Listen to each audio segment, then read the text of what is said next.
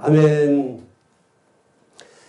오늘날 우리 많은 성도님들이 주님의 그 안에서 신앙생활을 하고 있습니다. 주일이 되면 예배도 하고 어찌하든지 하나님 앞에 신앙의 생활을 유지하려고 합니다. 그럼에도 불구하고 성도님들이 그 영적인 어떤 그 양식을 먹지 못함으로 말미암아 목마르고 넘어지는 것을 보게 됩니다. 오늘 성도님들이 영적인 이 갈급함, 그걸 해결을 하기 위해서 많은 말씀대로 살려고 하려고 하는데 이게 잘 안 되는 부분들이 있습니다. 그 왜 그러냐? 성도님들이 이렇게 영적인 기근 속에 목마름 속에 살 수밖에 없는 이유는 다른 것이 아니라 하나님의 말씀이 없기 때문입니다. 사람들은 스스로가 나는 하나님의 말씀이 있다 라고 하고 있습니다. 그럼에도 불구하고 영적인 목마름은 늘 갖고 있으면서 그 말을 할 때가 있습니다. 여러분요, 성도님들이 하나님의 말씀을 갖고 있다면 영적인 목마름은 없습니다. 우리가 생각하는 것과 우리가 믿는 것, 생각이 믿음이지만 그 생각이 육신 중심의 생각을 하게 되면 우리가 믿는 것조차도 육신 중심으로 하나님의 말씀을 믿게 됩니다.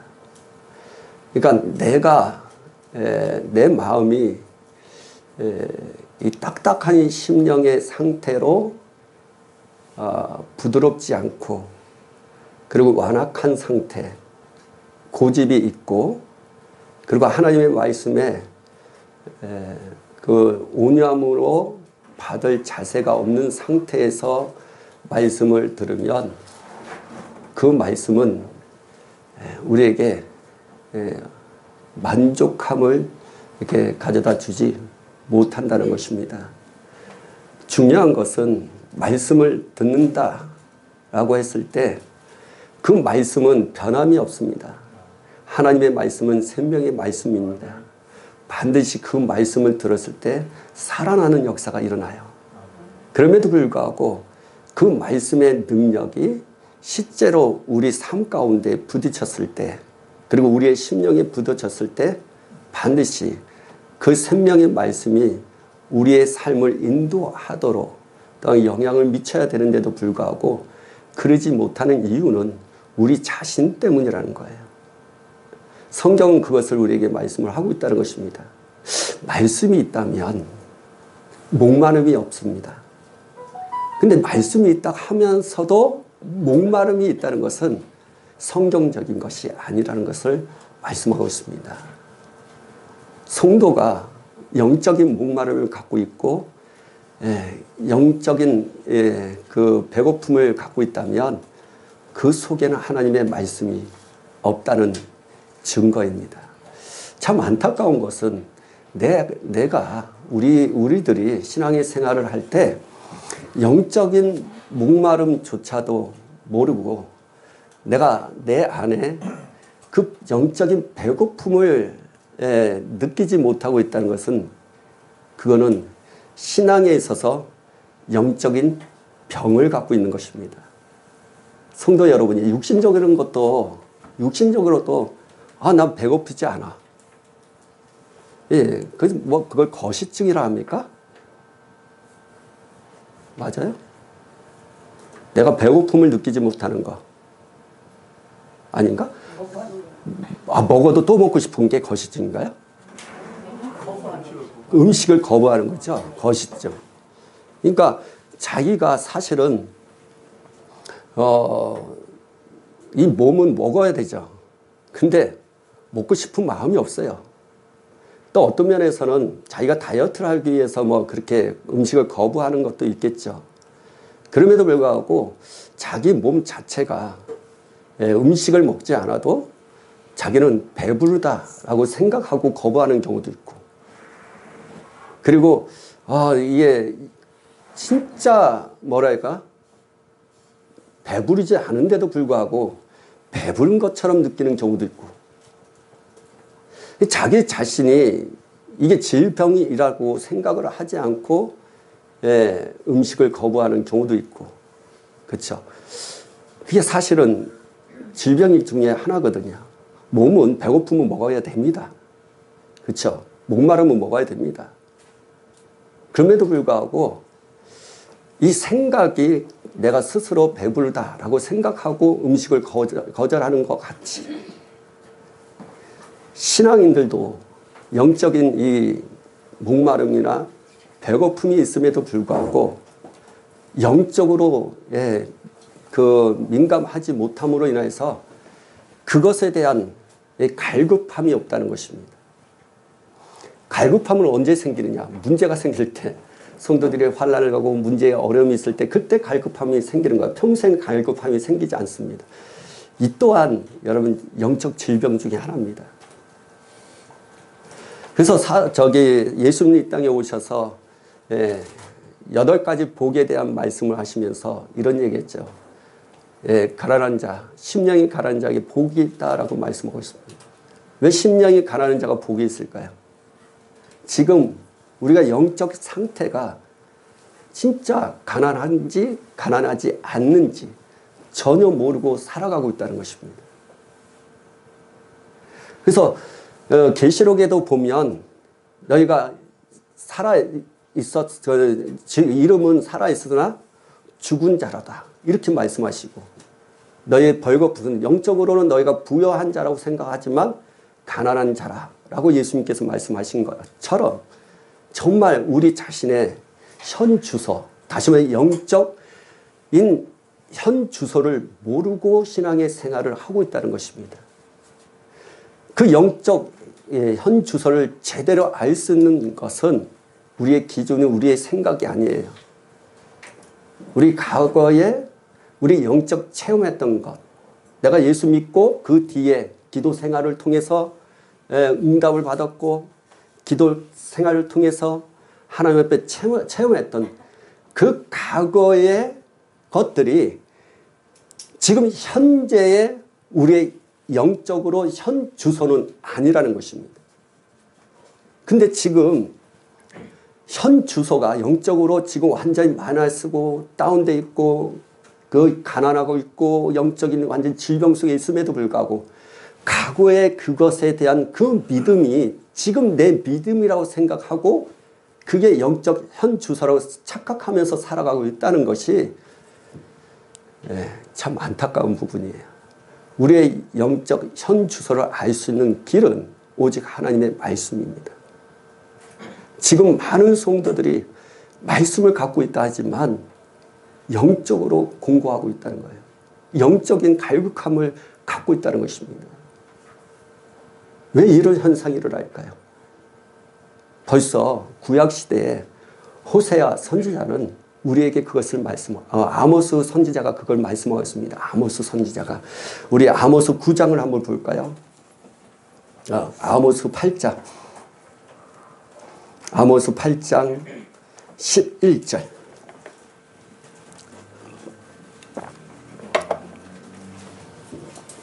아모스 8장 11절. 주 여호와의 말씀이라. 보라, 날이 이를지라. 내가 기근을 땅에 보내리니 양식이 없어 주림이 아니요 물이 없어 가람이 아니요 여호와의 말씀을 듣지 못한 기라니라.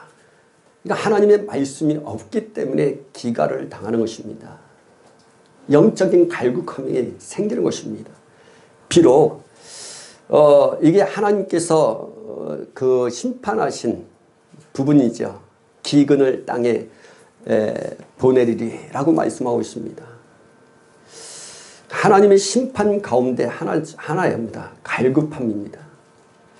하나님의 말씀이 없어서 사실 기갈을 당하는 것입니다. 지금 영적 현주소를 우리가 정확하게 알 수 있는 방법은 하나님의 말씀이에요.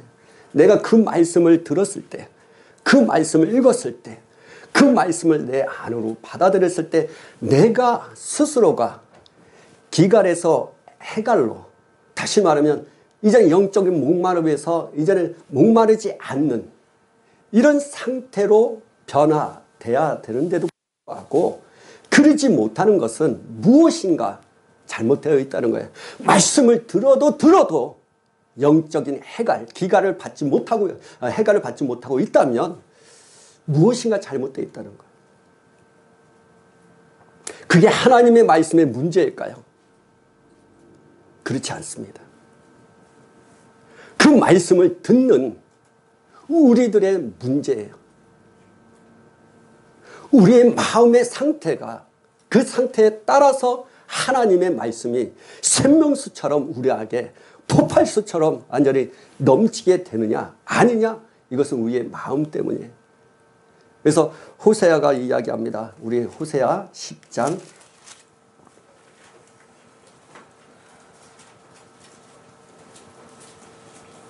12절 읽겠습니다. 너희가 각 자기를 위하여 공의를 심고 인애를 거두라. 너희 묵은 땅을 기경하라. 지금이 곧 여호와를 찾을 때니 마침내 여호와께서 오사 공의를 비처럼 너에게 내리시라. 그렇죠. 묵은 땅을 기경하라. 갈아엎으라고 말씀하고 있습니다. 하나님의 말씀은 영원합니다. 그 말씀은 세상적으로 보면 꽃은 시들고 잎은 마르게 되고 그리고 사라지게 되지만 하나님의 말씀은 영원하기 때문에 그 말씀은 생명의 말씀이고 그 말씀은 영적 존재인 이 악한 영과 귀신을 쫓아낼 수 있는 힘이 되는 것이고 그 말씀을 통해서 우리가 생수의 강처럼 영원히 목마르지 않는 그 생수가 우리에서 계속 흘러 넘치게 되는 것입니다.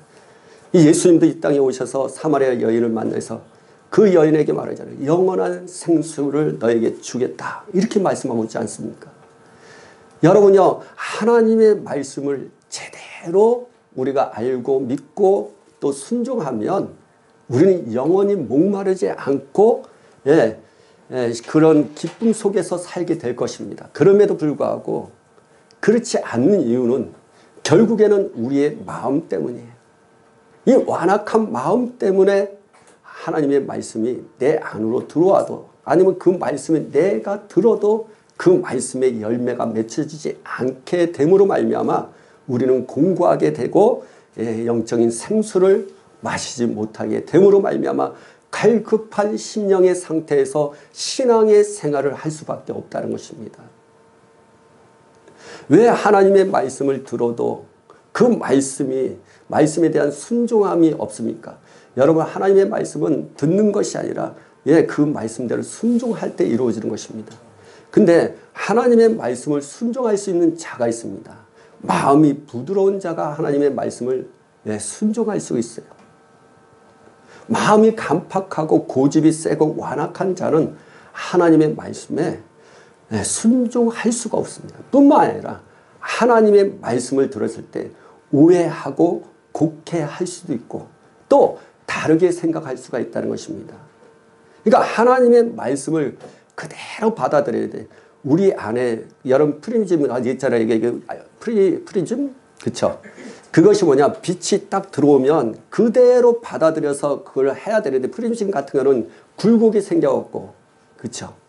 그것처럼 하나님의 말씀이 싹 들어오면 그 말씀 그대로 받아들여야 되는데 그러지 않고 자기 생각은 이렇다라고 생각하는 경우가 많다는 것입니다.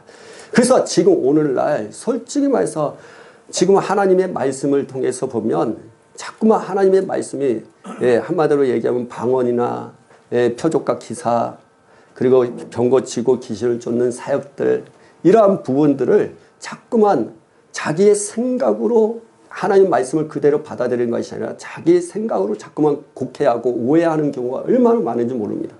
그것 때문에 지금 복음이 막혀져 있다는 것입니다. 좀 안타까운 것입니다. 아니, 하나님의 성경, 교회는 하나님의 말씀을 배우는 것입니다. 그렇죠? 기도하는 것입니다. 근데 지금 교회들이 하나님의 말씀, 그것도 평일날 성경 공부하면 신천지다 이렇게 생각하는 사람들이 얼마나 많은지 몰라요. 여러분 평일날도 모여서 여러분 기도와 말씀 생활을 했습니다. 말씀을 공부했단 말이죠. 근데 하도 이단들이 설치다 보니까 자꾸만 그걸 가지고 평일날 성경 공부하면 기도 생활하면 이단이다 이렇게 오해하는 부분들이 있다는 거예요. 신앙에 대한 부분에 있어서 이런 오해들이 생기는 이유는 다른 것이 아니에요. 하나님의 말씀을 그대로 봐야 되는데 그 말씀을 자기의 생각으로 자꾸만 곡해하다 보니까 이런 부분들이 많이 생긴다는 것입니다. 하나님의 말씀을 순종할 수 있는 사람은 부드러운 사람이에요. 하나님의 말씀을 그대로 할 수 있는 사람은 이 마음이 고집스럽지 않고 완악한 사람이 아니에요. 그래서 하나님의 말씀을 들었을 때 열매가 맺혀지는 마음은 착한 사람, 마음이 착해야 돼, 사실은. 그 온유한 마음으로 하나님의 말씀을 들은 자가 열매를 맺는 거예요. 여러분요, 성도는 착해야 돼요, 기본적으로. 악하면 안 돼요. 어떻게 해야 되느냐? 여러분, 본질이 바뀌었어요. 우리는 다 태어났습니다. 무슨 말이냐? 우리는 사실은 우리가 예수 믿기 전에는 육의 사람이고 거듭나지 아니한 사람입니다. 그리스도의 생명이 내 안에 있지 않은 사람이 육의 사람이고 육신의 사람입니다. 육신의 사람. 좀 어려운 부분인데, 자, 다시 얘기할게요. 내가 거듭나지 아니한 사람은 육의 사람이에요.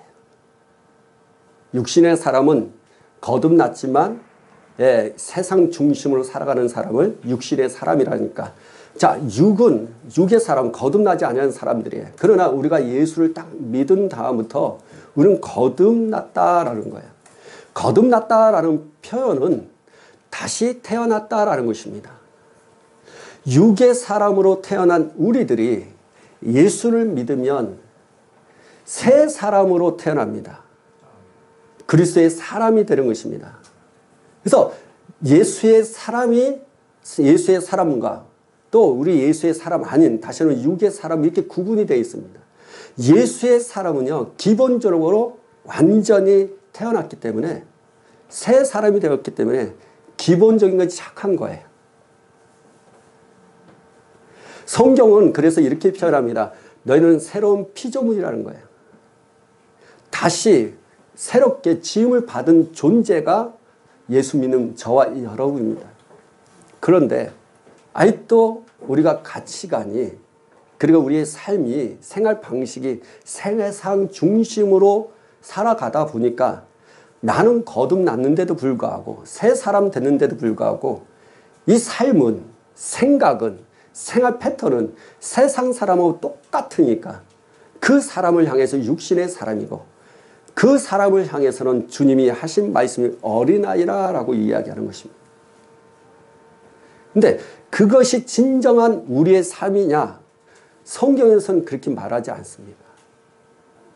성경에서의 진정한 삶은 장성한 사람이에요. 진짜 착한 사람이어야 돼요. 그래서 하나님의 말씀을 받는 사람은 착한 사람이 그 말씀을 받았을 때 열매를 맺게 되는 것입니다. 착하지 않으니까 열매가 없는 거예요. 착하지 않으니까 말씀을 들어도 어떻게 해요? 마음이 완악해서 여전히 기갈을 당하면서 영적인 목마름 속에서 살아가고 영적인 배고픔을 가지면서 살아가는 것입니다. 그리고 환란이 오고 문제가 오면 픽픽 쓰러지는 이유가 거기 있는 것입니다. 자, 누가복음에 나와 있습니다. 누가복음. 하나님의 말씀을 듣는 자가 어떠한 사람이고 열매를 맺는 자가 어떤 사람인가. 자, 누가복음 8장 15절. 8장 15절.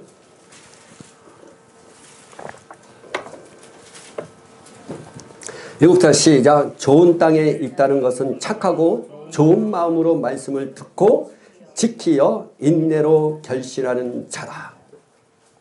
여러분, 하나님의 말씀을 듣는 자의 모습이에요.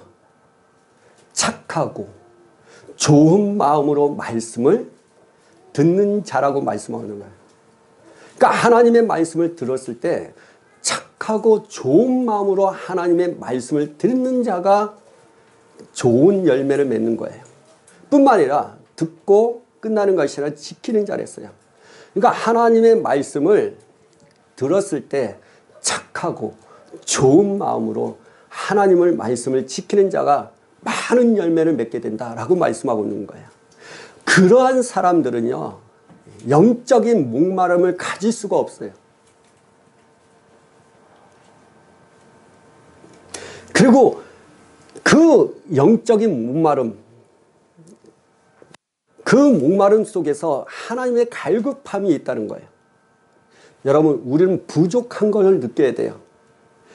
하나님 앞에 우리가 받았음에도 불구하고 영적인 것에 대한 그 사모함은 갈급함으로 더 충만해져 있어야 됩니다. 아, 하나님, 나 이 정도 받았는데 더 필요합니다. 더 하나님 앞에 내가 더 갈급한 심령으로 주님 앞에 나아가면서 더 하나님께서 갖고 있는 그 무한대, 여러분이 하나님은 그 좋은 것들이 상상할 수 없을 정도로 많으신 분이에요. 그래서 여러분 계시록 22장 1절과 2절에 보면 생명과가 달마다 계속 연다고 말씀하고 있지 않습니까? 하나님의 세계, 또 하나님께서 우리에게 주시고자 원하는 그 모든 것들은, 아름다운 것들은, 신령한 것들은 우리가 상상할 수 없는 것만큼 무한대로 갖고 계시는 분이기에 이 땅에서 여러분 갈급한 심령으로 주님 앞에 부르짖어야 되는 것입니다. 그러나 이 갈급함이란 것은 없어서 갈급함과 있는데도 불구하고 더 필요해서 갈급함이 있다는 사실을 아셔야 됩니다. 그러나 제가 아까쯤에 말씀드리는 영적인 갈급함은 아예 없는 상태를 말하는 거예요. 하나님의 말씀을 들어도 착한 마음과 그리고 이렇게 좋은 마음이 없기 때문에 하나님의 말씀을 들어도 영적인 열매를, 영적인 갈급함을 해결할 수가 없는 거예요. 그래서 성도님들이 내가 말씀을 들은 것 같은데도 불구하고 왜 나는 이렇게 부족한가라는 것을 느낄 수밖에 없는 이유가 여기 있는 것입니다. 그게 영적인 현 주소예요. 그걸 발견하셔야 됩니다. 왜? 나는 말씀을 많이 듣고 있고 말씀을 많이 보고 있는데도 불구하고 왜 영적인 공감이 있을까라고 할 수밖에 없는 이유에 대한 부분은 정확하게 하나님의 말씀이 없는 거예요, 사실은. 왜? 내 마음이 깜빡하기 때문에. 내 마음이 좋은 마음이 아니기 때문에. 내 마음이 착한 마음이 아니기 때문이에요. 여러분, 목사님, 그러진 않은데요. 나는 착하고 좋은 마음이 있는데요. 여러분, 그러면 순종하시면 돼요. 근데 우리 가운데 한번 보십시오. 저는 하나님의 말씀을 그렇게 순종합니다. 하나님 말씀대로 살려고 합니다. 근데 왜 잘 안 되는지. 여러분, 잘 안 된다. 이미 그거는 우리의 마음이 하나님의 말씀에 부합되지 않는다는 거예요. 우리의 말과 우리의 마음을 한번 보십시오.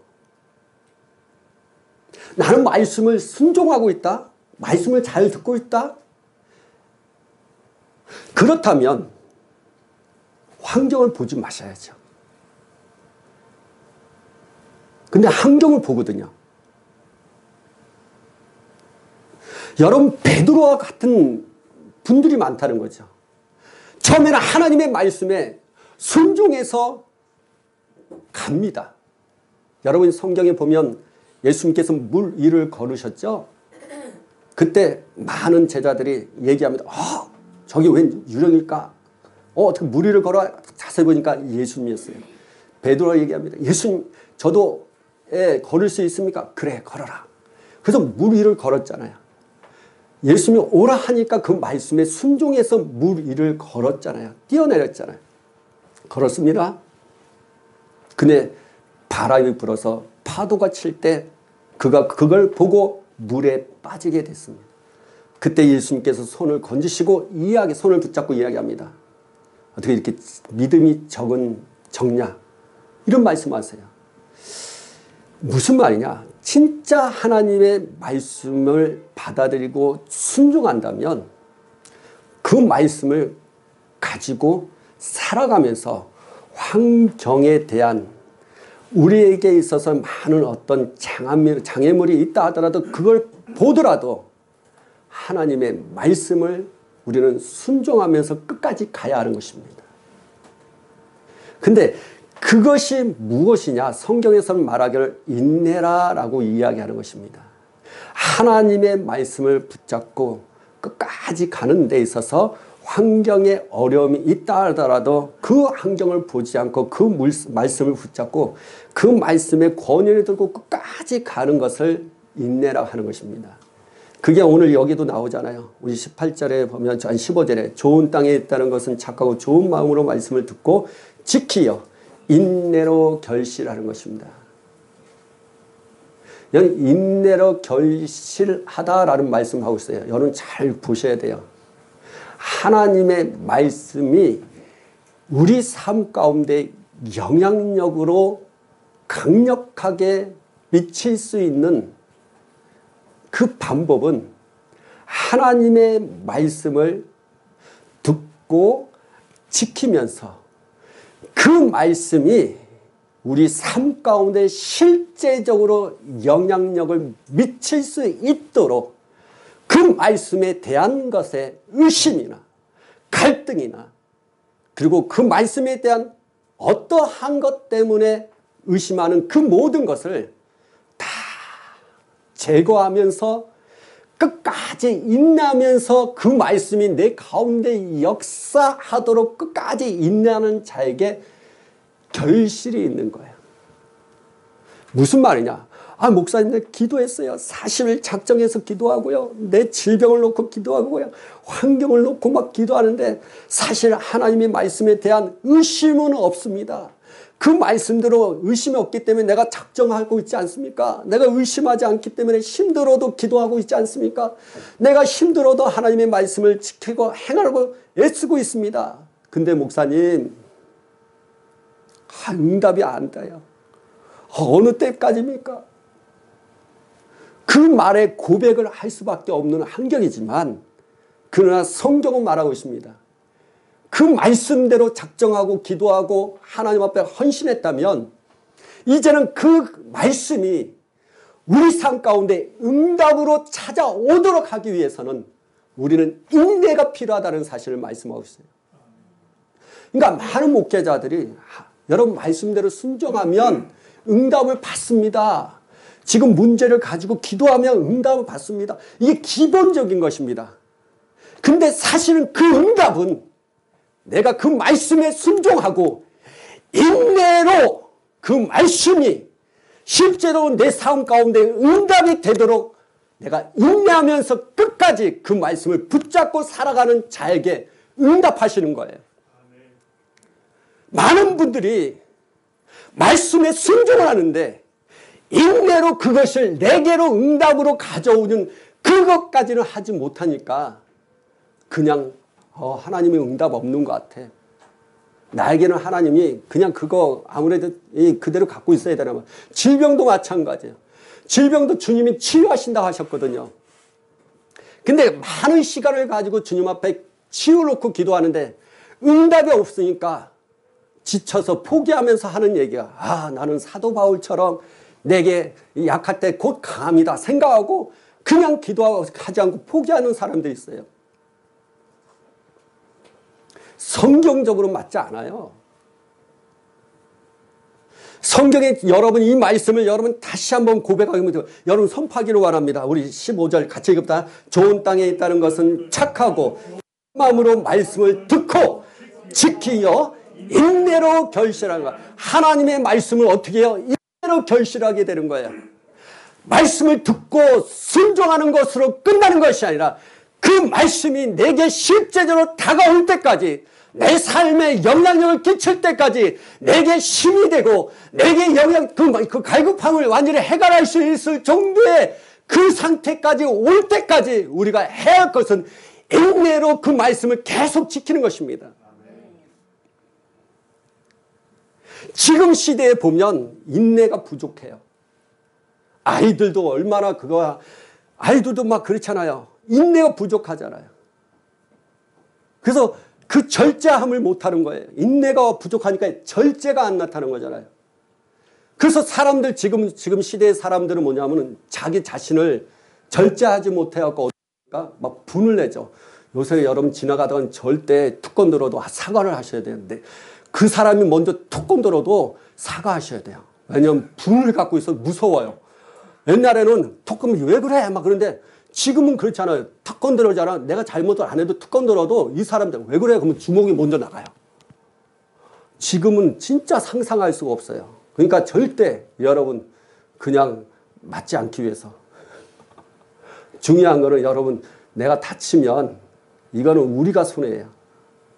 예, 눈 한번 법으로 했을 때 그 사람이 잘못해서 눈이 때려갖고 이렇게 실명돼봐요. 평생 가는 거잖아요. 그냥 한마디로 그냥 넘어가고 잘못했다가 해서 하는 게 좋아요. 옛날 같지가 않아요. 왜? 분이 다 가득 찹니다, 지금. 분이 가득 차 있는 상태에 있어요. 왜? 마음이 착하지 않고 좋은 마음이 아니기 때문에. 근데 이것이 크리스찬들은 그렇다는 거예요. 나는 어떤 존재인가를 전혀 모르고 나는 예수 믿고 구원받은 그 차원만 생각하고 여러분이 예수 믿고 구원받았다는 것은요. 내 신분이 바뀌어졌다는 거예요. 마귀의 자녀였던 우리가 하나님의 자녀가 됐다는 것이 신분이 바뀐 거예요. 존재가 바뀌었어요. 나는 육의 사람인데 이제는 신령한 사람으로 바뀐 거예요. 거듭났다는 거예요. 이건 상상할 수 없는 하나님의 은혜거든요. 어떻게 다시 거듭날 수 있을까요? 우리의 노력을 해도 거듭날 수 있는 방법은 전혀 없는 거예요. 오직 예수를 믿는 그 한 가지. 여러분 그 거듭남이라는 것은 그냥 우리가 그냥 되는 게 아니에요. 피로 거듭나는 것도 아니고요. 어떤 것 때문에 사람 때문에 되는 것도 아니에요. 하나님의 자녀가 된다는 것은 오직 하나님께로 난 자예요. 자, 우리 요한복음 1장.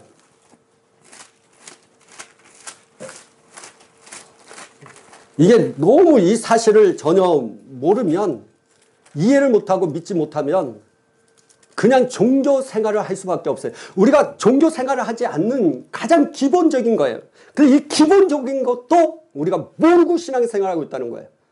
그래서 여러분 이 땅에서 이 기본을 모르다 보니까 너무 안타까운 거는 자기가 고아처럼 예수 믿어도 영적 고아처럼 생활하는 사람이 있어요. 영적 고아. 예. 요한복음 1장 12절 13절 시작.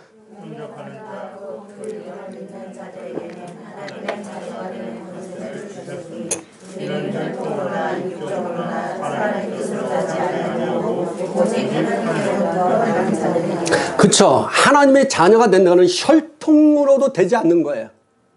여러분 우리 지역주의 정치적인 부분이 있잖아요. 근데 봐봐요. 세상은 그렇습니다. 근데 하나님께로부터 온 걸 봐봐요. 혈통으로도 육종으로도 사람의 뜻으로 나지 않은 거예요.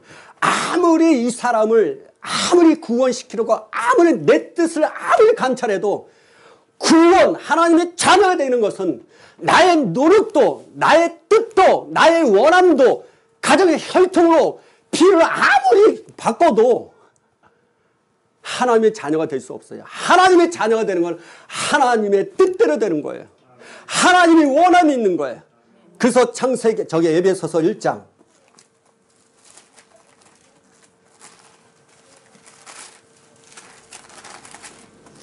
에베소서 1장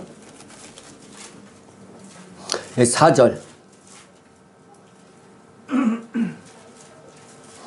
4절 5절 우리 3절부터 보자. 3, 4, 5절 시작. 찬송하리라 하나님 곧 우리 주 예수 그리스도의 아버지께서 그리스도의 안에서 하늘에 속한 모든 신령한 복을 우리에게 주시되 곧 창세전에 그리스도 안에서 우리를 택하사 우리로 사랑 안에서 그 앞에 거룩하고 흠이 없게 하시려고 그 기쁘신 뜻대로 우리를 예정하사 예수 그리스도로 말미암아 자기의 아들이 되게 하셨습니다.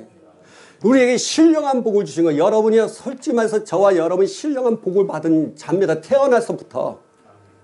그래서 그것이 하늘에서 어떻게 그리스도의 그 택하신 예정하시고 3절에 예수 그리스도로 말미암아 자기의 아들이 되게 하셨다는 거예요. 영원 전부터 저와 여러분이 택함을 받은 것입니다. 여러분이 이거 있습니다. 어떤 사람들은 어떻게 그 장로교에서 말하는 예정, 예지 뭐 이런 얘기 하잖아요. 그리고 그러면 우리의 노력으로 그 구원을 못 받는가? 막 이렇게 얘기를 합니다. 그래서 우리의 노력으로 구원을 받겠다. 이 성경에 보면 내가 예수 믿으면 구원 받겠다는 거죠. 이건 나의 노력이잖아요. 또 한편으로는 하나님께서는 영원 전부터 택하여 주셨다. 그래서 자꾸만 애정론에 대한 부분이 자꾸만 헷갈려요. 감리교는 자기의 노력으로 예수 믿어서 구원을 얻는 것이고, 장로교는 영원 전부터 택하여 주셔서 우리가 구원을 받았다. 그러니까 이 부분들이 너무 헷갈려하는 거예요. 그래서 뭐냐면은 장로교에서는 많은 사람들이, 청년들이 고민을 하는 것이 뭐냐. 영원 전부터 택하셨는데 그러면 내가 이게 전도하는 사람은 영원 전부터 택하셨기 때문에 굳이 전도해도 되나? 안 해도 된다는 거죠. 왜? 영원 전부터 택하여 주셨기 때문에. 전도를 안 해도 된다는 개념이 막 들어가는 것입니다. 그래서 여러분들에게 좀 쉽게 얘기를 하고 싶습니다. 뭐냐면은 이렇게 생각하시면 돼요. 내가 예수 믿기 전에는 우리가 정말 예수를 믿기 위해서 누구의 복음을 말씀을 듣잖아요. 그러면 내가 교회를 나와야 돼요. 그렇죠? 이게 하나님의 창세전, 교회 나오는 것도 하나님의 창세전부터 그의 마음을 움직였다라고 얘기는 할 수 있겠지. 그러나 솔직히 말해서 자기는 그걸 인정할 수가 없잖아요. 누가 복음을 들어가고 또 교회 가라니까 억지로 끌고 가니까 끌려가는 거잖아요. 그건 내가 억지로 간 거거든요. 그것이 실제적으로 보면 영원 전부터 이렇게 따지는 건 일단은 따져보지만 실제로 당하는 입장은 영원 전부터 택하여서 내가 그냥 교회가 너 때문에 네가 먹을 걸 주고 너가 맛있는 걸 주고 네가 교회 가자니까 간 거지. 내가 영원 전부터 내가 창세 전부터 내가 구원받아서 내가 너희 때문에 내가 가냐? 이렇게 얘기하는 사람 한 명도 없어요. 단지 끌려가는 것입니다.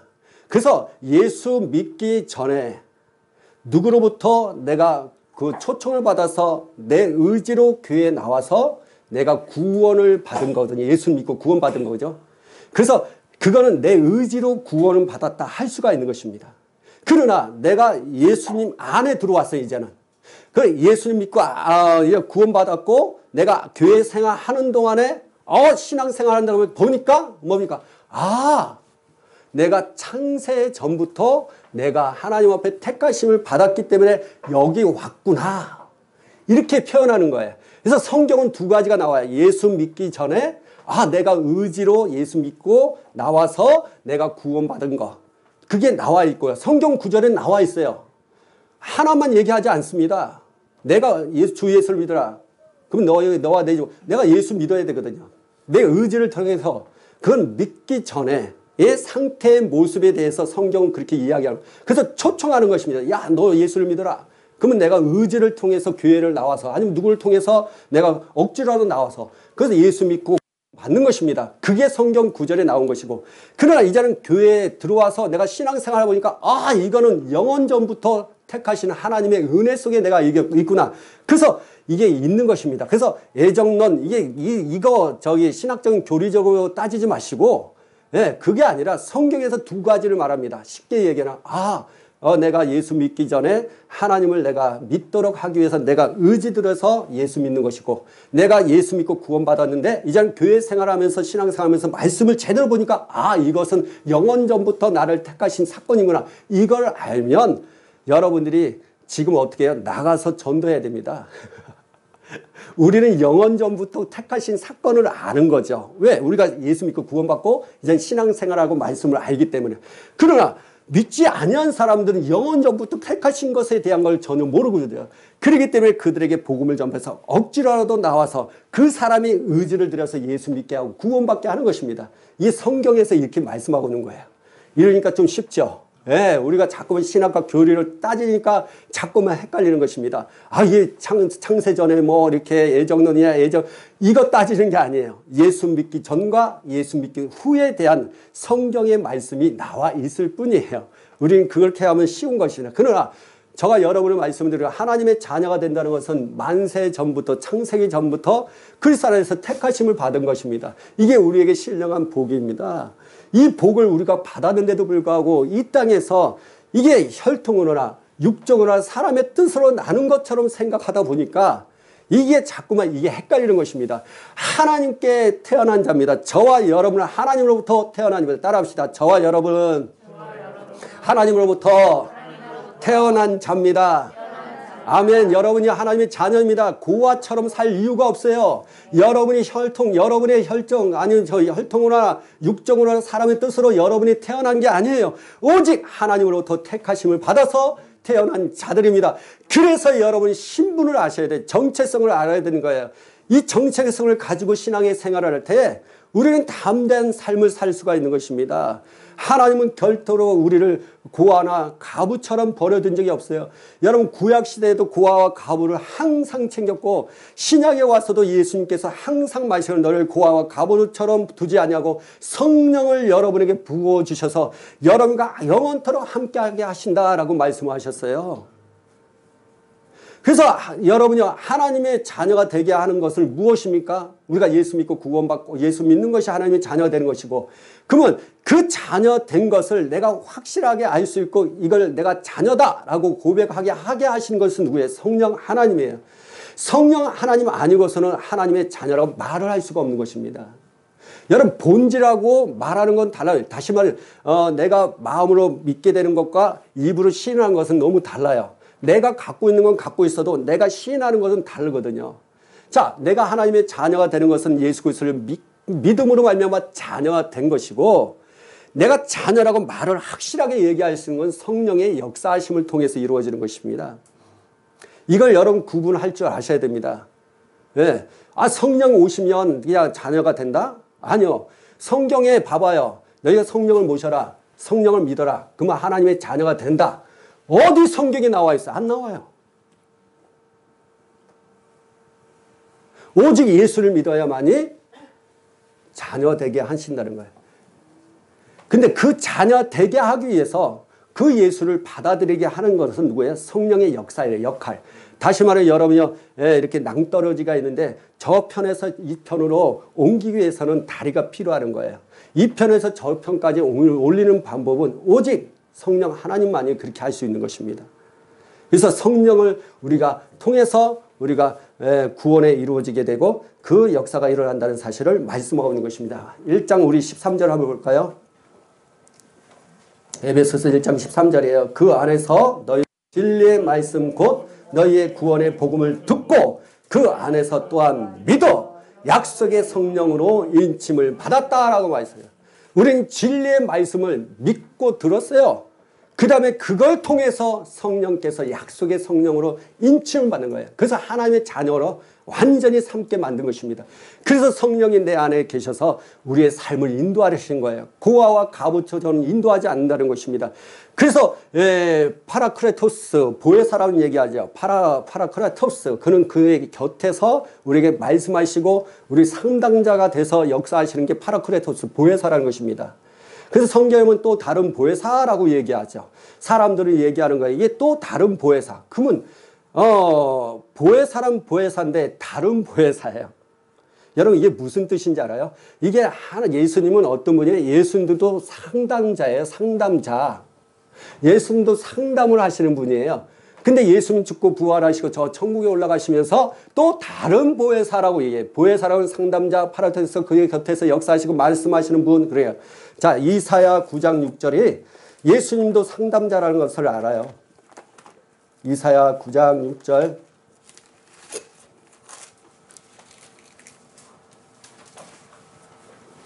시작. 이는 한 아이가 우리에게 나타나고 한 아들을 우리에게 주신 바 된 그의 이름은 기묘자라 모사라 전능하신 하나님이라 영전하신 아버지라 평강의 왕이라 할 것이라. 기묘자 묘사라가 바로 상담자라는 뜻이에요. 예수님이 이 땅에 오셔서 예수님은 어떻게 기묘자 묘사라가 되는 거예요.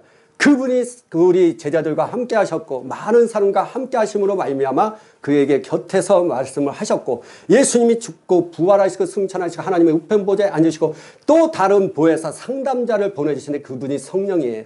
그리고 파라크레토스, 보혜사, 상담자라는 뜻이에요. 곁에서 말씀하시는 분. 그래서 그분은 항상 우리에게 이제는 영원토록 함께 하시고 예수님 죽고 부활하셔서 이제는 우리에게 상담을 할 수 없어요. 그래서 예수 성령 하나님을 우리에게 보내주셔서 상담하는 거예요. 그래서 여러분이 지금은 성령 시대예요. 그래서 성령님 앞에 모든 인도함을 받아야 돼요. 성령 앞에 물어보셔야 돼요. 성령님의 인도를 받아야 돼요. 그리고 성령의 가르침을 받아야 되고요. 성령께서 말씀하신 것을 들을 줄 아셔야 됩니다. 자, 요한복음 16장 13절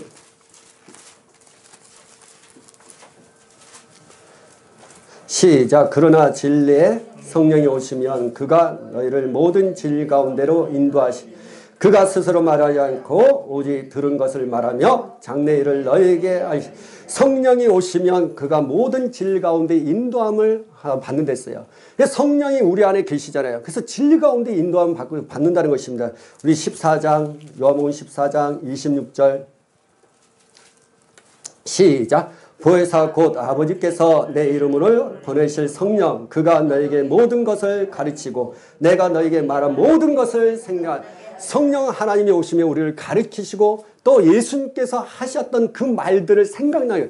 지금 여러분이 예수님께서 하신 말씀이 생각이 안 나는 이유는 성령이 내 안에 역사를 하지 않았기 때문이에요. 그분께 내게 의지하지 않기 때문이에요. 그분께 우리가 물어보지 않기 때문이에요. 성령님은 우리를 가르쳐 주시는 분이에요. 그래서 예수님의 말씀을 생각나게 하시는 분이 성령님이에요. 그래서 성령으로 충만하셔야 됩니다. 자, 15장 요한복음 15장 26절 시작. 내가 아버지께로부터 너에게 보내실 보혜사 곧 아버지께로부터 나오신 진리의 성령이 오실 때 그가 나를 증언하리. 그렇죠. 성령이 오실 때 그가 나를 증거한다는 것입니다. 그러니까 예수님을 증거하실 분이 누구예요? 성령님이에요. 그러면 우리가 예수님을 증거하기를 원해요. 어떻게 해야 됩니까? 성령 충만할 때 예수님을 정말 증거할 수가 있다는 것입니다. 근데 여기 보면 자꾸만 보혜사라고 얘기하잖아요. 그분이 우리 곁에서 말씀하시는 거예요. 우리 곁에서 가르치시고 우리 곁에 계셔서 진리 가운데 인도하시고 우리 곁에 가셔서 예수님의 말씀을 생각나게 하시고 우리 곁에 계셔서 예수님을 증거하는 증인자가 되는 거예요. 그래서 여러분이 사도행전 1장 8절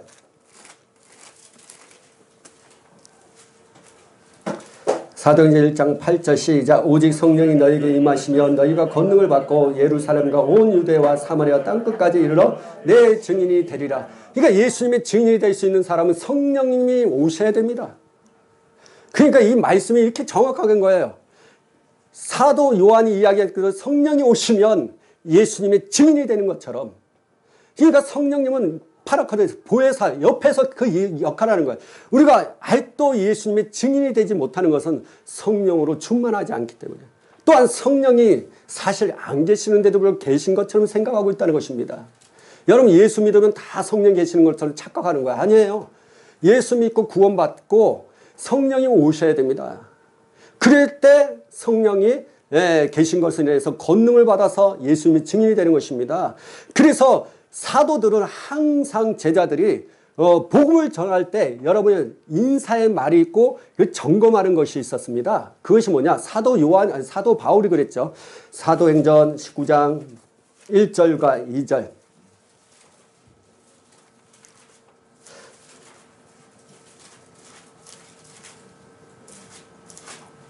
1절과 2절 시작. 아볼로가 고린도에 있을 때 바울이 입지방으로 다녀 에베소에 와서 어떤 제자들을 만나 이르되 너희가 믿을 때 성령을 받았느냐? 이르되 아니라 우리는 성령이 계심도 듣지 못하리라.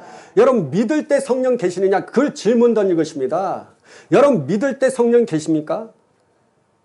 근데 이 사람들은 뭐냐? 예수 믿는 사람이에요. 그러면 그 성령이 있어야 되는데 계심도 모르고 듣지도 못했다는 성령 하나님에 대해서. 그래서 예수 믿으면 다 성령 계시느냐? 그렇지 않다는 것입니다. 예수 믿으면 구원을 받죠. 근데 어떻게 구원받을까? 성령께서 역사를 합니다. 그러니까 성령이 내 안에서 역사하느냐 그 바깥에서 역사하느냐 이것이 달라요. 구약시대는 바깥에서 역사하는 게 있었고 신약에 와서는 안에서 역사하시죠. 근데 바깥에서 역사하시는데 바깥에서 어떻게 역사해요? 예수를 믿도록 하게 하시는 것입니다.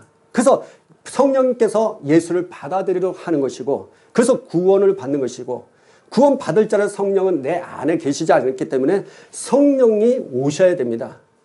그래서 사도들은 항상 성령이 오시도록 기도를 했다는 것입니다. 네, 사도행전 8장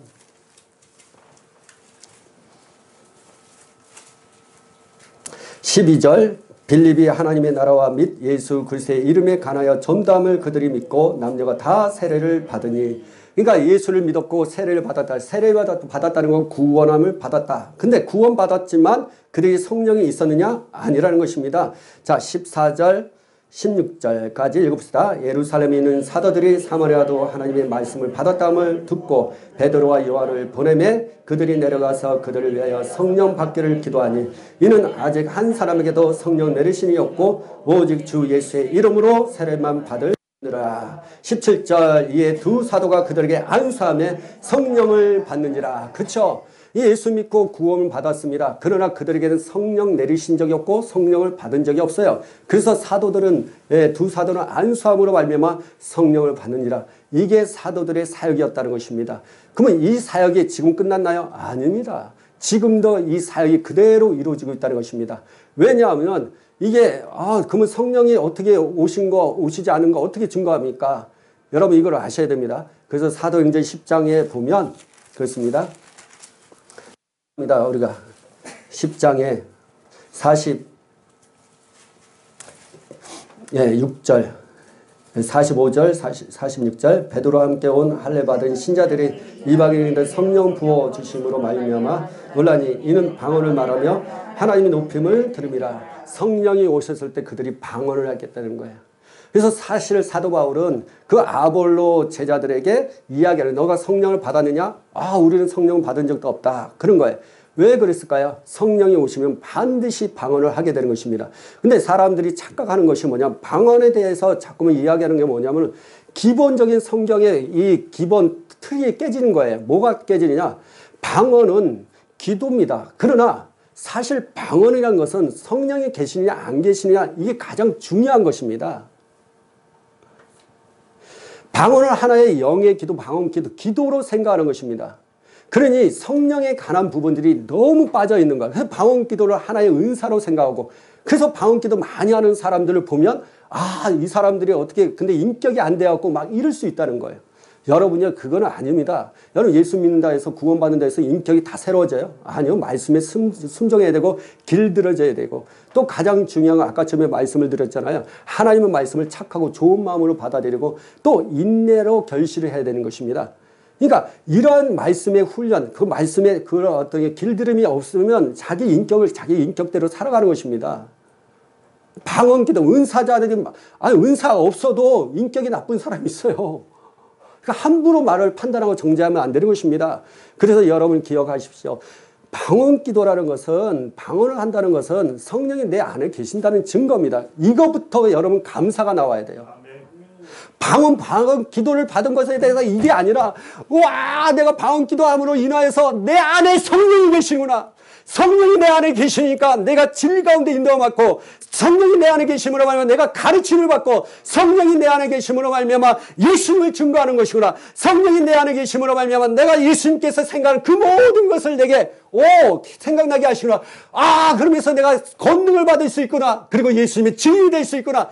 이것이 성경적인 삶이에요. 사도 바울은 그걸 이야기하고 있어요. 방언 기도를 통해서 뭔가 은사를 더 받고, 방언 기도를 많이 함으로 말미암아 내가 한국말로 하면 기도 생활을 많이 못하고 방언 기도하면 오랫동안 기도하는 이런 차원이 아니라는 것입니다. 성령이 계시냐 계시지 않는 차원에 아주 깊은 심오한 뜻이 있다는 것입니다. 그걸 통해서 하나님께서 역사를 하시는 거죠. 그래서 우리가 성령으로 충만한 이유가 거기 있는 거예요. 성령님은 내 안에 계셔서 어떻게 해요? 보혜사로 계시는 거예요. 파라크레토스 옆에서 상담자로 계시는 거예요. 처음에는 예수님이 상담자가 되셨고, 그분이 죽고 부활하시고 저 승천하심으로 말미암아 우리를 고아와 가부도처럼 두지 아니하시고 항상 옆에 계셔서 말씀하시고 가르치시고 인도하시고, 이게 놀라운 하나님의 은혜인데, 그 은혜 속에 위해서는 우리가 성령으로 충만하지 않으면 이걸 감당할 수 없어요. 왜냐하면 성령님은 우리에게 그 인격적인 분에게 근심하기도 하고, 또 성령님은 소멸하는 영이라 그랬어요. 자, 갈라디아서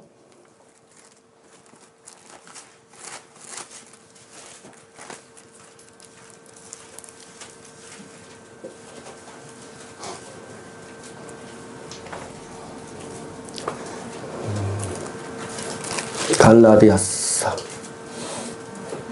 아니구나. 데살로니가 전서입니다. 예, 그렇죠. 항상 기뻐하라 시제함을 말라. 예, 데살로니가 전서 5장 17절 18절 19절 이렇게 나오는데 우리 19절만 보면 돼요. 19절 시작. 성령을 소멸하지 말며. 여러분 성령을 소멸하지 말라는 것입니다. 여러분 소멸하다는 건 그 영이 성령이 완전히 없어지는 거 말하는 게 아니에요. 착각하지 마시고 성령을 소멸하지 말라는 건 그분의 영향력, 그분의 심, 성령의 능력, 성령의 그 영향력, 성령의 권능 이걸 다 소멸하지 말라는 것입니다. 성령 하나님은요 인격적인 분이세요. 우리에게 능력을 주시고 권능을 주시는 분이에요. 우리에게 영향력을 끼칩니다. 에너지를 줍니다. 기쁨을 줍니다. 소망을 줍니다. 그게 성령의 역할이에요. 흔들림이 있을 때, 다시 말해 신앙의 흔들림일 때 그걸 꽉 잡고 흔들리지 않도록 하신 분이 성령 하나님의 역사입니다. 이게 성령 하나님의 역사가 없으면 성도는 다 무너지게 돼 있어요. 하나님을 하나님의 자녀로 되었는 데 있어서 그분을 내가 받아들이는 역할조차도 그걸 하지 못하는 거예요. 성령이 없으면 이게 큰일이에요. 그래서 저기 예수님을 여러분 한번 봐요. 예수님을 믿지 않고 예수님 욕하도 여러분 예수님이 그런 사람들 다시 와서 내가 예수님 용서했습니다. 예수님 내가 욕했습니다. 내가 부인했습니다. 그러나 용서해 주세요. 그러면 용서가 돼요. 근데 신기한 건 성령 하나님만큼은 욕하고 비난하고 인정하지 않고 소멸 자꾸만 그러면 그 사람은 죄 사함이 없다고 그랬어요. 성령 하나님은 그만큼 지금 시대에는 강력하게 역사하는 시대예요. 그래서 여러분은 성령 하나님을 소멸하면 안 돼요. 소멸할 수 있는 사람 누구냐? 죄 짓는 사람. 자꾸만 성령께서 말씀하시는데 그 말씀에 귀 기울이지 않는 사람들이 바로 성령님을 소멸시키는 거예요. 육신적으로 자꾸만 가고 그리고 성령님을 인정하지고 성령님 앞에 계속 가지 않는 사람들은 다 소멸되는 사람이에요. 그분은 성령이 계시지만 그분이 능력으로 나타나지 않아요. 그래서 여러분은 아셔야 됩니다. 어느 때는 역사가 일어나는데 역사가 안 일어나는 이유가 뭡니까? 그분을 더 말씀에 순종하면서 내가 죄짓지 않아야 돼요. 여러분 성령님은요 이 안에서 근신하고 탄식을 합니다. 왜냐하면 성령은 내 안에 계시거든요. 그래서 소멸하는 부분에 대해서 이야기하는 게 고린도전서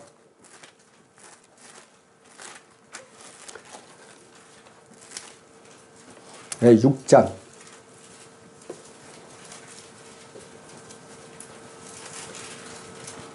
18절 20절 시작. 주와 합하는 자는 한 영이니라. 음행을 피하라. 사람이 범하는 죄마다 몸 밖에 있거니와 음행하는 자는 자기 몸에 죄를 범합니다. 너희 몸은 너희가 하나님께로부터 받은 바 너희 가운데 계신 성령의 전인 줄 알지 못하느냐. 너희는 너희 자신의 것이 아니라 값으로 산 것이 되었으니 그런즉 너희 몸으로 하나님께 영광을 돌리라. 그러니까 여러분이 성령이 내 안에 계시는 이 몸을 가지고 자꾸만 죄를 지면 이건 안 된다는 거죠. 우리의 몸은 성령의 전이에요. 여러분 왜 사람의 몸이 있어야 되는지 아세요? 사람의 몸은요 영을 담기 위한 그 재료, 다시 한번 영을 담기 위한 그릇으로 하나님이 만드신 거예요. 그러니까 이 몸이 없으면 영을 담을 수 있는 길이 없어요. 그래서 하나님께서 천지 창세기를 통해서 하나님께서 흙을 통해서 사람을 모양을 만드시고 거기다가 어떻게 해요? 생기를 부어 넣으시면서 생명이 된 것입니다. 이 육신은요 하나님의 영, 다시 말해 사람의 영과 하나님의 영, 성령 이걸 담기 위해서 이 지은 존재예요. 그래서 내가 예수 믿은 다음부터는 이 몸은 주님의 것이기 때문에 이 몸을 함부로 쓰면 안 돼요. 그래서 죄 지으면 안 돼요. 그래서 죄 짓지 말아야 돼요. 그래서 성령을 소멸하게 되는 것입니다. 그래서 소멸하지 말라. 그러면서 어떻게 해요? 너희가 마지막 때일수록 여러분 성령의 충만함을 가지라 라고 말씀하고 에베소서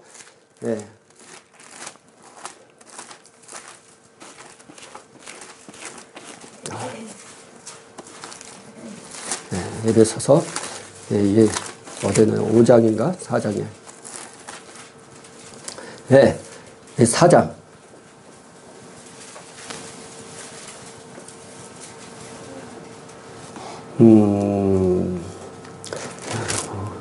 아, 5장에 봅시다. 5장 5장 18절 시작. 술 취하지 말라. 이는 반다한 것이니 오직 성령으로 충만함을 받아라. 오직 성령으로 충만함을 받을 것을 말씀하셨어요. 여러분, 성령 하나님은 우리를 충만케 하시는 분이에요. 성령이 자체가 충만함이 아니라 성령이 우리를 충만케 하셔서 우리가 방탕한 삶을 살지 않고 지혜의 삶을 살아가면서 때를 아끼면서 살아갈 수 있다라고 말씀하는 것입니다. 그래서 15절에 보면 그러잖아요. 15절, 16절. 그런즉 너희가 어떻게 행할지를 자세히 주의하여 지혜 없는 자같이 하지 말고 오직 지혜 있는 자같이 하여 세월을 아끼라. 때가 악하니라. 이 때가 악한 날을 지혜롭게 행동할 수 있는 방법은 성령의 충만함 아니고는 할 수가 없어요. 성령으로 충만해져야 됩니다. 그래야만이 되는 것입니다. 그래서 주님이 이렇게 말씀하는 거. 그래서 여러분 에베소서에 한번 봅시다. 4장에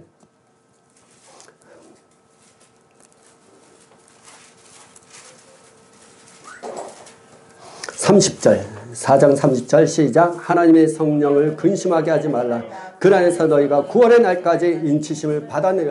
구원의 날까지, 우리가 주님의 재림 때까지 그 인침을 받은 게 성령의 하나님. 그래서 성령님을 근심시키면 안 돼요. 그래서 우리는 성령님을 소멸하거나 근심시켜서 우리 삶 가운데 하나님의 능력들이 다 사라지는 일이 없도록 우리는 늘 성령의 충만함을 놓고 기도해야 돼요. 그 충만함 속에서 신앙생활할 때 우리는 갈급하지 않는다는 거예요. 우리를 변화시킬 수 있는 방법은 이와 같은 거예요. 왜 성령 하나님에 대해서 아니 갈급함에 대한 이야기를 하고 왜 착한 얘기하면서 갑자기 성령 하나님에 대한 이야기를 할 수밖에 막 얘기하느냐, 여러분 궁금하죠. 로마서 8장에 있어요. 괜히 그런 게 아니라 다 나와요. 4절부터 8장 4절 8절까지 8장 4절에서 8절까지 육신을 따르지 않고 그 영을 따라가는 우리에게 율법의 요구가 이루어지게 하려 하시니라. 육신을 따르는 자는 육신의 일을, 영을 따르는 자는 영의 일을 생각하니 육신의 생각은 사막이요 영의 생각은 생명과 평안이라. 육신의 생각은 하나님과 원수가 되나니 이는 하나님의 법에 굴복하지 아니할 뿐 아니라 할 수도 없습니다. 육신에 있는 자들은 하나님을 기쁘시게 할 수 없는, 여러분 육신의 사람은요 하나님을 기쁘게 할 수 없다고. 육신의 사람은요 하나님의 법에 굴복 못해요. 하나님의 말씀에 굴복 못해요. 그러면 육신의 사람은 어떤 사람이에요? 내가 예수 믿고 구원을 받았어요. 이제는 거듭났어요. 그럼에도 불구하고 내 생각이 세상 사람하고 똑같은 생각을 갖고 있다면 이 사람은 하나님의 말씀에 굴복할 수 없다는 것입니다. 그러니 영적인 갈급함을 갖게 되고, 그러니 영적인 공고함을 갖게 되고, 그러니 내 안에 영적인 배고픔을 느끼며 살아가는 존재가 될 수밖에 없다는 것입니다. 그래서 인내로 결실을 하지 못하는 결과를 가져오는 거예요. 그래서 이 모든 것을 이루어질 수 있는 방법은 성령 하나님 외에는 안 된다는 거예요. 오직 성령의 생각을 따라가는 자는 하나님의 영의 생각을 하는 사람이에요. 그렇잖아요. 여기 나오고 정확하게 얘기하죠. 5절에 육신을 따르는 자는 육신의 일을, 영을 따르는 자는 영의 일을 생각하느니. 성령 하나님만이 우리의 육신의 생활을 바꿔버릴 수 있다는 거예요. 성령 하나님만이 우리가 성령의 그 생각을 함으로 말미암아 육의 영의 일을 할 수 있다는 것입니다. 왜 이러한 고백을 할 수밖에 없느냐? 여러분 7장에 나옵니다. 7장에 21절부터 24절 시작. 그러므로 내가 한 법을 깨달았노니 선을 행하는 나에게 악을 행하는 것이라. 내 속사람으로 하나님의 즐거워하되 내 지체 속에서 한 다른 법이 내 마음의 법과 싸워 내 지체 속에 있는 제 법으로 나를 사로잡는 것을 보는다. 오라 나는 공고한 사람이로다. 이 사망의 몸에서 누가 나를 건져내랴. 사도 바울이 예수 믿은 다음에 이 고민을 했다는 거예요. 이 신학자들이 이걸 진짜 예수 믿기 전이냐 믿기 후냐 이걸 고민하고 있어요. 성경은 예수 믿은 다음에예요. 예수 믿은 다음에 정말 고민이 되는 거야. 내 안에 자꾸만 좋은 것이 있는데도 불구하고 왜 나쁜 생각을 하지? 성령이 계시는데 성령의 생각을 해야 되는데 왜 자꾸만 육신의 생각이 들지? 이걸 어떻게 할 수가 없어. 이거 막 고민되는 거야. 마치 우리 지금 현대인 성도들이 고민한 것 같아. 내가 하나님의 말씀대로 살고 있는데 뭐 공부하고 있다는 거예요. 말씀을 내가 많이 듣고 있고 순종하고 있는데 뭐가 안 되고 있다는 거예요. 왜 내 속에 있는 이 쓴뿌리를 이겨낼 수가 없을까? 이게 고민 속에 신앙생활을 하고 있다는 것입니다. 사도 바울이 이것을 가지고 고민했을 때 넘어와서 8장 하나님께서 말씀 주신 것입니다. 1절을 보실까요? 2절. 그러므로 이제 그리스도 안에 있는 나에게는 결코 정죄하면 이는 그리스도 안에서 있는 생명의 성령의 법이 죄와 사함의 법에서 너희를 그렇습니다. 성령만이 그거 할 수 있다는 거예요. 내가 예수 믿고 구원 받았지만 그러나 내 속에 있는 모든 생각들이나 그 모든 것들을 이겨내지 못하는 이유는 성령으로 내가 충만하지 못한 사건이라는 것을 발견했다는 거예요. 성령 충만하면 모든 환경을 이겨낼 수 있다. 성령 충만하면 내 생각이 바뀌어서 정말 성령의 인도하심을 따라서 영의 일을 할 수 있다는 이 사실을 고백된 것입니다. 죄와 사망의 법이 있지만 그럼에도 불구하고 성령의 생명의 성령의 법이 있다는 것을 알게 됐다는 거예요. 내 안에 성령의 법이 있구나. 성령만이 그 모든 걸 해갈 수 있구나. 그래서 성령을 따라가면 육신의 일을 하지 않고 율법의 요구를 다 할 수 있고 성령으로 충만하니까 하나님을 기쁘게 할 수 있다는 사실을 발견했다는 것입니다.